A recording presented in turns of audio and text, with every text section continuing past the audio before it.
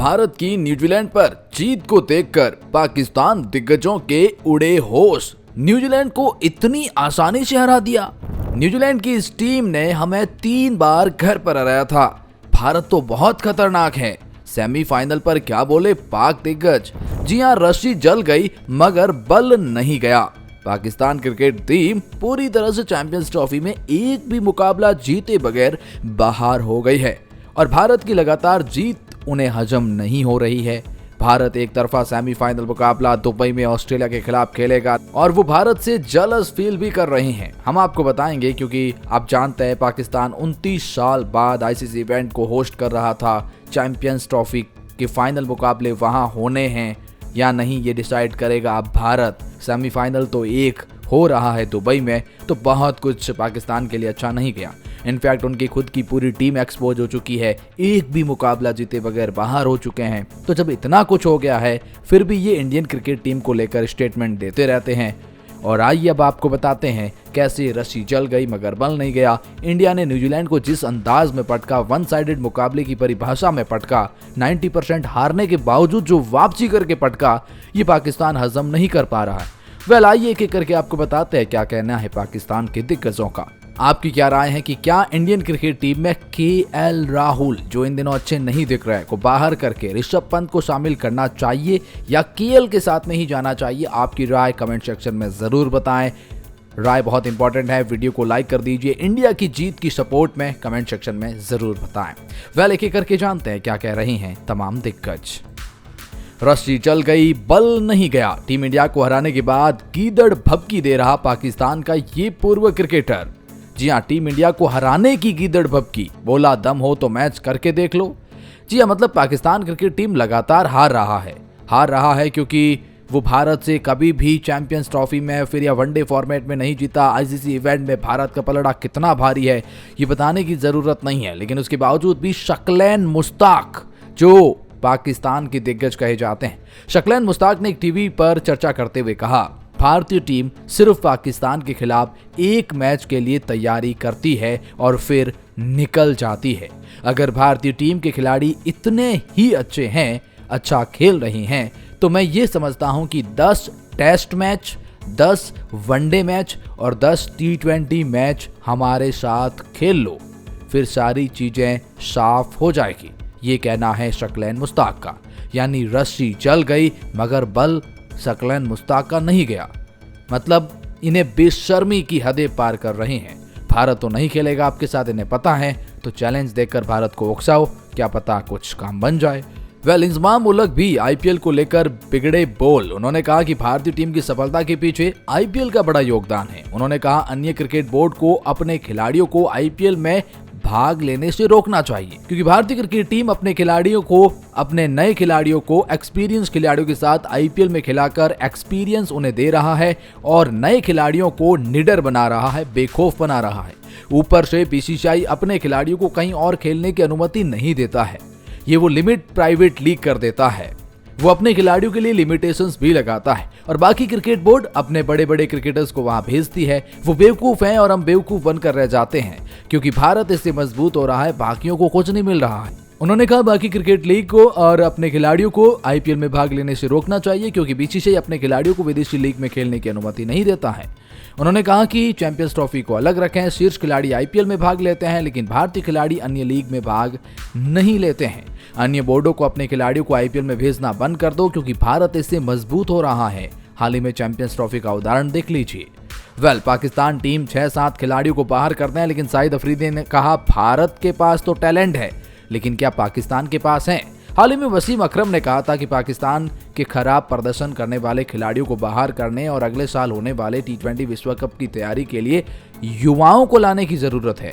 अकरम ने कहा था कि भारत युवाओं को आजमा रहा है।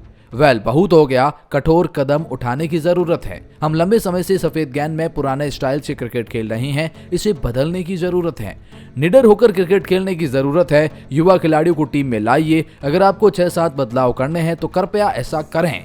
आप नए खिलाड़ियों के साथ अगले 6 महीने तक मैच हारते रहें। अनुभवी खिलाड़ियों के होने पर हारने से करना ठीक है, लेकिन अभी T20 विश्व कप 2026 के लिए टीम तैयार करना शुरू कर दीजिए। इसको लेकर शाहिद अफरीदी ने कहा भारत के खिलाफ हार के बाद भावनाओं में बह जाना एक सामान्य बात है। भारतीय क्रिकेट टीम के पास तो टैलेंट पूल है, उनके नए नए खिलाड़ी भी बहुत अच्छे दिखते हैं, भारत एक अलग पूरी टीम बना सकता है। लेकिन मैं उस दिन वसीम भाई को जब सुना तो मुझे ऐसा लगा कि भावनाओं में बह रहे हैं भारत की तरह। उन्होंने कहा 6-7 खिलाड़ियों को टीम से बाहर करने की जरूरत है। वसीम भाई, मेरा आपसे सिर्फ एक सवाल है कि क्या आपकी बेंच पर 6-7 ऐसे खिलाड़ी है जो उनकी जगह ले सकते हैं? क्या आपके पास घरेलू क्रिकेट में उच्च स्तर के खिलाड़ी है? नहीं है, आपकी अकादमी ने इसे तैयार नहीं किया। हम खिलाड़ी को बाहर तो कर सकते हैं, लेकिन लाएंगे कैसे? अगर हम ऐसा करते हैं तो भी लोग इसके बारे में फिर से रोना शुरू कर देंगे। पीसीबी कहेगा हम विश्व कप की तैयारी कर रहे हैं, तो फिर बात अच्छी नहीं होगी। 4 स्पिनर को एक साथ वसीम अकरम के रिएक्ट ने मचाई खलबली। भारत की जीत के बाद वसीम अकरम ने रिएक्ट किया और कहा कि जितनी भी तारीफ की जाए भारत की कम है। न्यूजीलैंड को जिस अंदाज में हराया और जिस अंदाज में फैंटी लगाई, बहुत कमाल है। वन साइडेड हराया है, यही वो न्यूजीलैंड है जिसने हमें 3 बार हरा दिया और भारत ने पहली बार ही वन साइडेड क्या होता है दिखा दिया। 4 स्पिनर्स भारत के पास है, मैं उन्होंने रिकॉर्ड शानदार रहा है। भारतीय टीम आत्मविश्वास चरम पर है, उनके पास आत्मविश्वास भी है, उन्होंने विकेट को अच्छी तरह से पढ़ लिया है। और जब आपके पास इतनी स्पिन लेजेंडरी हो तो फिर आप क्या कह सकते हैं। भारतीय टीम को एक और तेज गेंदबाज होना चाहिए था, चर्चा हुई, लेकिन भारतीय टीम अभी भी अजय हैं। भारत के स्पिनरों ने कमाल की गेंदबाजी करी है और वो तारीफ में कसीदे पड़ रही हैं। तो वहीं पर शोएब अख्तर का कहना है कि मैं चाहूंगा कि ये टीम 2025 की चैंपियन बने। उन्होंने कहा अब आपके सामने ऑस्ट्रेलिया आ गया है भारत, आप चाहते हैं ऑस्ट्रेलिया सेमीफाइनल में आए, फाइनल में नहीं।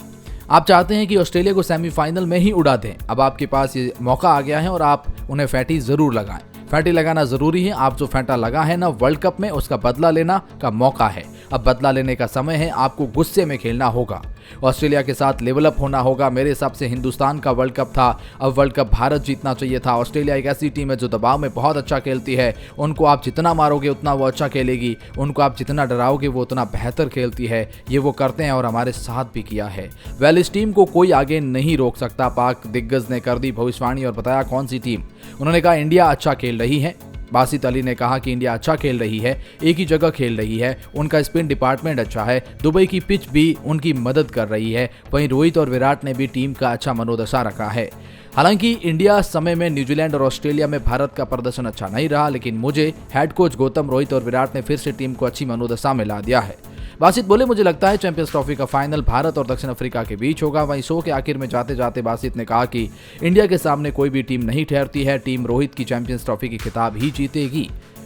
तो वहीं रमीज राजा ने कहा कि उन्होंने पहला मैच क्यों। रमीज राजा कह रहे हैं कि भारतीय क्रिकेट टीम अब देखो कहां से कहां पहुंच गई, सेमीफाइनल खेल रही है, टूर्नामेंट हमारा है, हम गलत स्केड्यूल बनाते हैं। भारत को पहला मुकाबला बांग्लादेश से खिलाते हैं। अगर पाकिस्तान पहला मुकाबला बांग्लादेश से खेलती और जीत जाती तो पाकिस्तान का कॉन्फिडेंस ऊपर होता और हम सेमीफाइनल में होते, लेकिन स्केड्यूल ही गलत बनाया गया।